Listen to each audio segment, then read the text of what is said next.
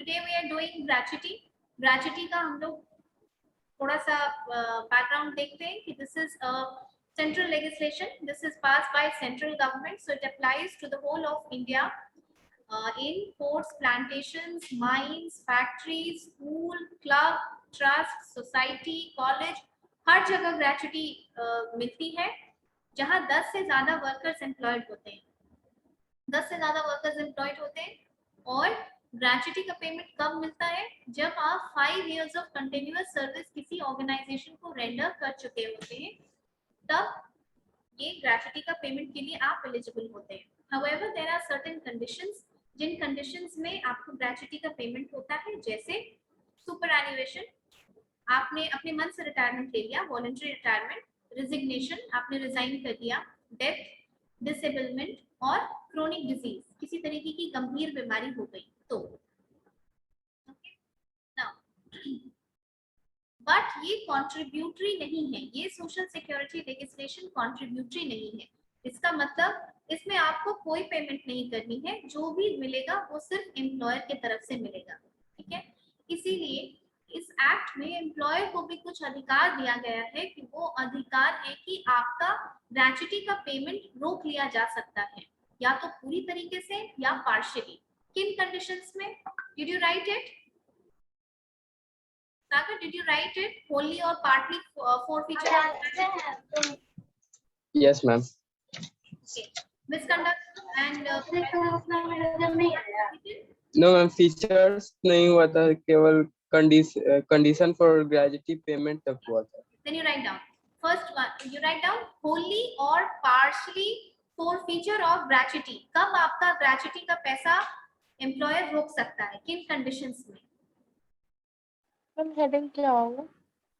Wholly, WHOLLY, पूरा, और partial forfeiture of gratuity. Forfeiture of gratuity. FORFEITURE, मतलब रोका जा सकता है। पार्टली और होली मैम बोलो मैम रिपीट कीजिए एक बार फिर से। पार्टली और होली फॉरफीचर ऑफ ग्रेचुटी। अभी ना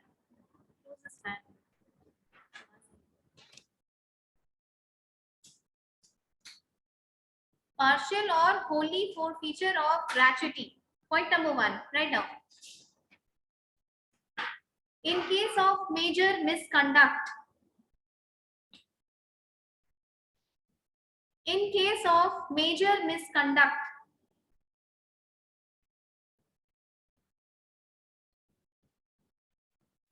इसका मतलब किसी तरीके की बदतमीजी आपने ऑफिस में की है, ऑर्गेनाइजेशन में की है। जैसे कई लोग ऐसा केसेस भी आया, सुनने को मिला कि लोग ड्रिंक करके ऑफिस पहुंच जाते हैं, मारपीट किया है, एम्प्लॉयर्स के साथ मारपीट की, अपने साथ में जिसके साथ काम कर रहे हैं उनके साथ मारपीट की, या कुछ वैसा अब्यूजिव गाली गलौज वगैरह जो मिसकंडक्ट में आता है।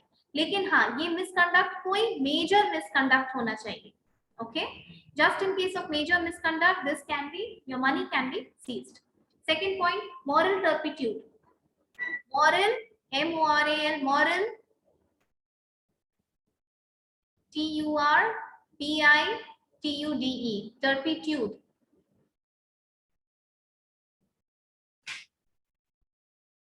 मैम स्पेलिंग टर्टिट्यूड है। Moral turpitude मतलब देखिए,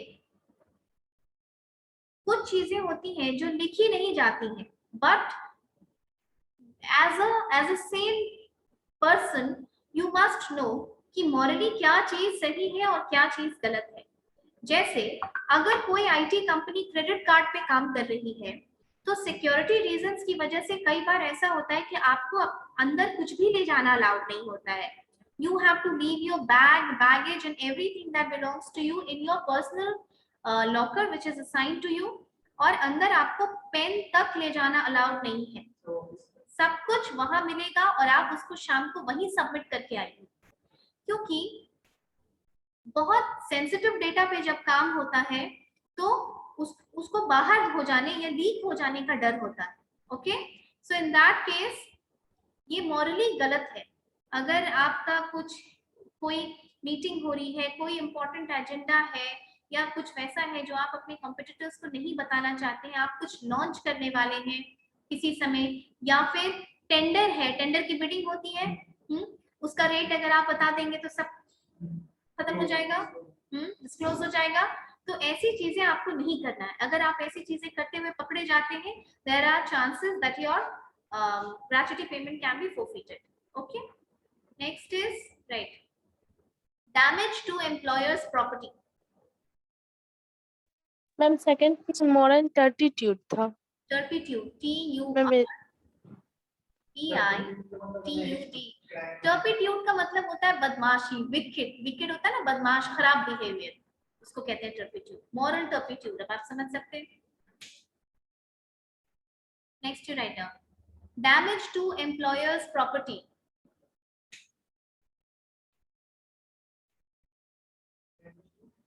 damage to employer's property,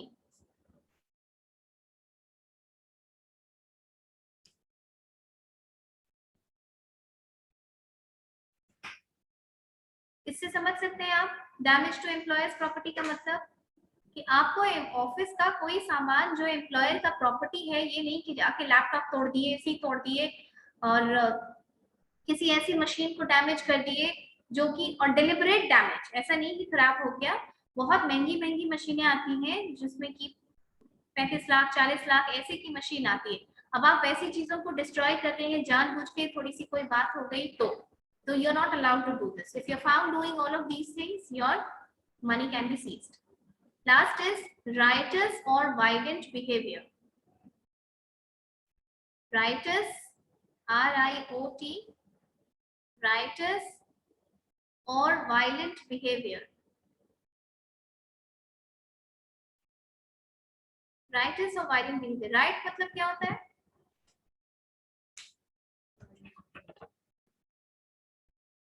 ma'am Riot. आपका वॉइस क्लियर नहीं आ रहा था, क्या बोलिए? What is the meaning of riot? हाँ. What is the meaning of riot? क्या मतलब होता है?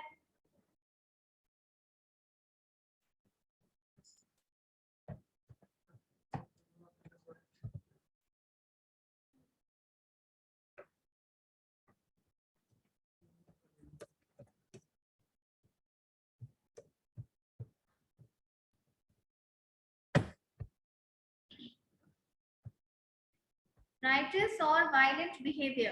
Riot मतलब क्या होता है? दंगा। आपको किसी भी तरीके से ऑर्गेनाइजेशन में किसी ऐसे काम में इन्वॉल्व नहीं होना है जिससे कि मैनेजमेंट के अगेंस्ट एम्प्लॉयज को भड़काया जाए, ठीक है? जैसे स्ट्राइक्स वगैरह भड़काते भड़काते, आपने मूवीज देखी है, उसमें स्ट्राइक्स कैसे होता है, उसको इंस्टिगेट करते करते करते करते और वो राइट या दंगा या किसी तरीके का कोई वायलेंस क्रिएट नहीं करना है ऑर्गेनाइजेशन में। ओके, ये हो गया। अब देखिए, हम ये बात करते हैं कि ग्रेचुटी मिलना चाहिए, कितना मिलना चाहिए ग्रेचुटी? सी, ग्रेचुटी क्यों दी जाती है? ग्रेचुटी इज गिवन बिकॉज आपकी लॉन्ग मेरिटोरियस सर्विस को रिकॉग्नाइज, लॉन्ग मेरिटोरियस सर्विस को रिकॉग्नाइज करने के लिए ग्रेचुटी दी जाती है। ओके, तो 15 डेज पर completed year of service gratuity में दी जाती है। से प्रत्यय, raise your hand. Ma'am fourth point को मैम फिर से रिपीट कर दीजिए ना। Fourth point is okay, I type it. Fourth point you write, riotous, R-I-O-T, riotous, R-I-O-T, O-U-S, riotous or violent behavior, or violent behavior.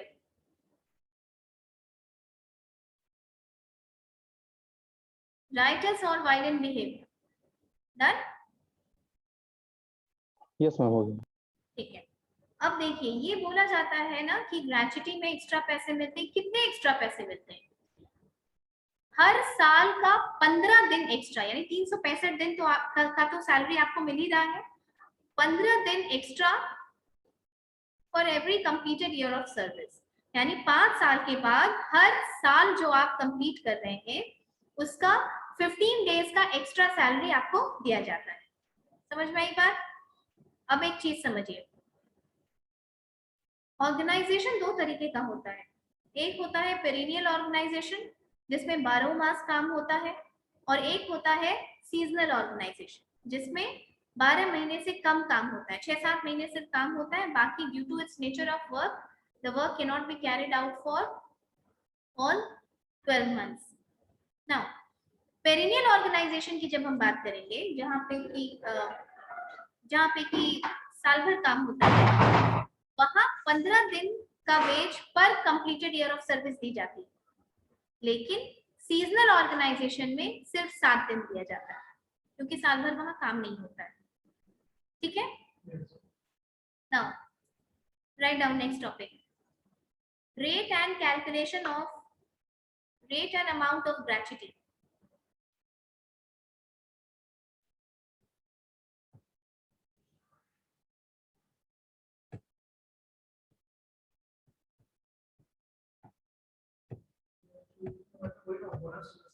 हाँ, thanks. Rate and amount of gratuity. Right now, in case of perennial organization, PERNNIAL,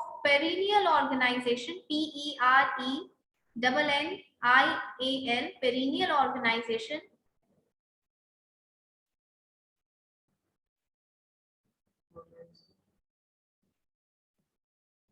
the employer shall pay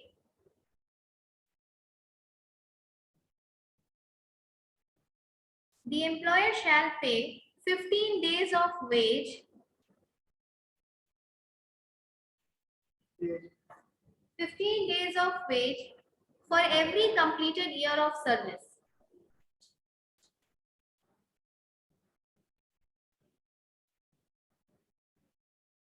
$15 days of wage for every completed year of service.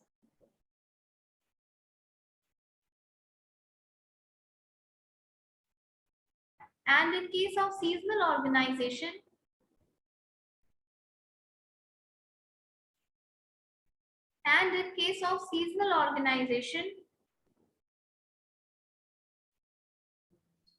the employer shall pay 7 days of wage.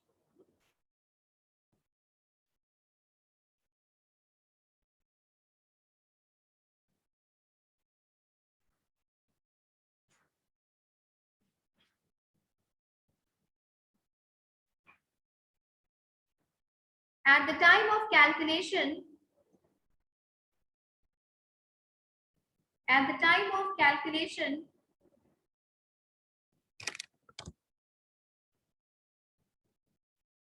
the period 6 months or more,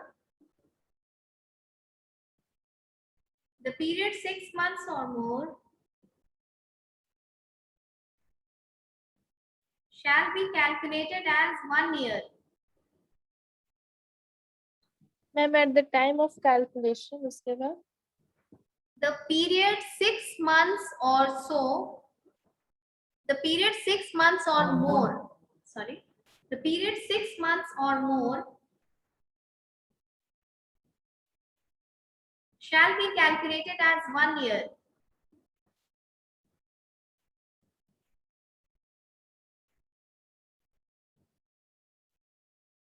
And less than 6 months should be omitted.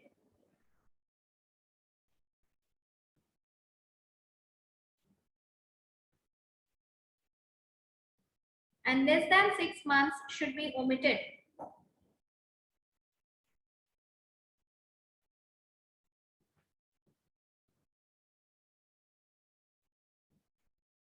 The employer shall calculate the gratuity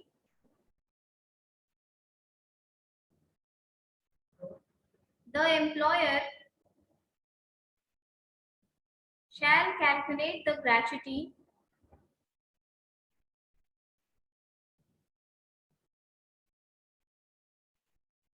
The employer shall calculate the gratuity on the basis of last wages of the employee.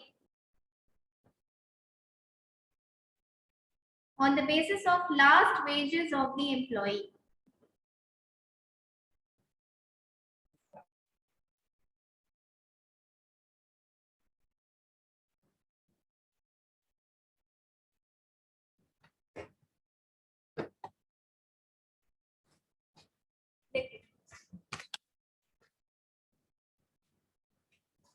ये तो पता चला कि 15 days for every completed year of service gratuity में दी जाती है।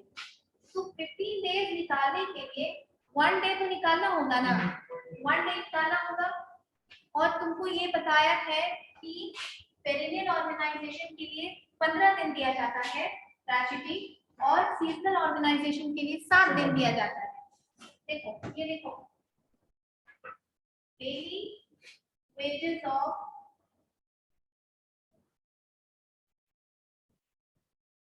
one day wage of daily wages worker equal to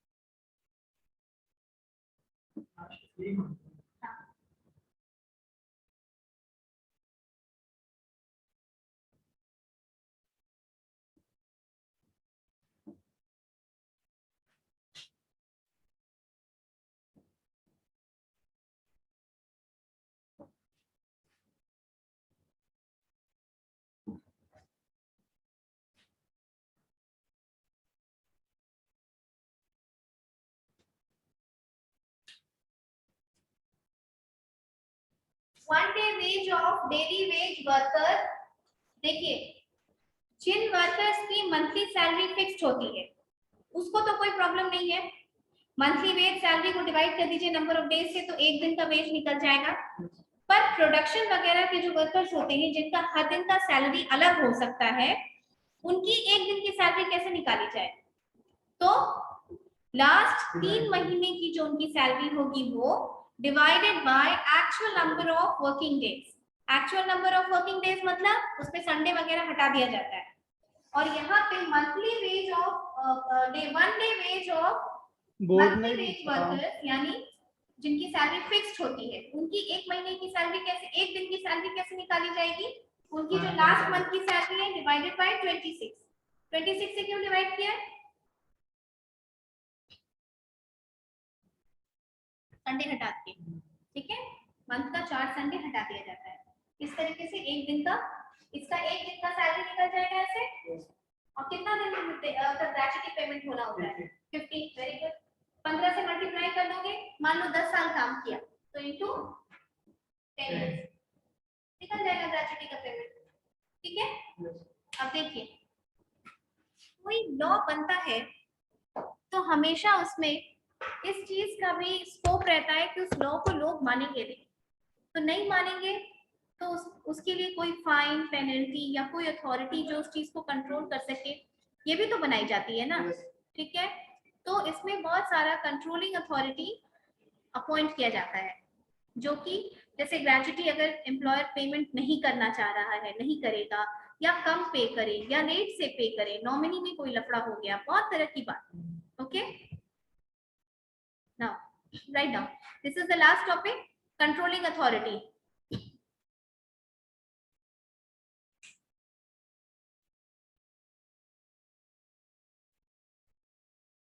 Controlling authority, the appropriate government shall appoint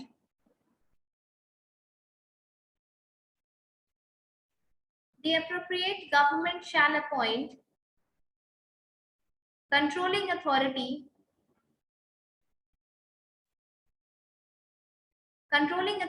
in adequate numbers।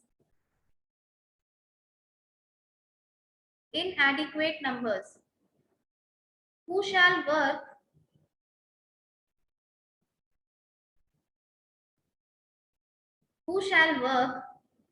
related to gratuity payment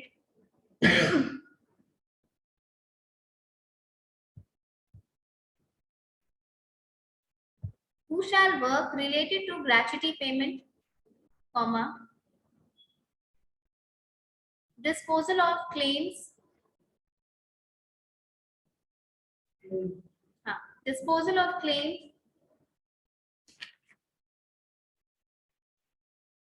or complaint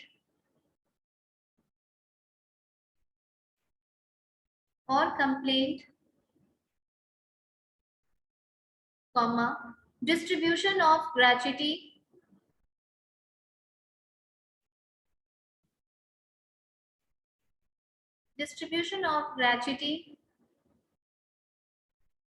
comma, recovery of gratuity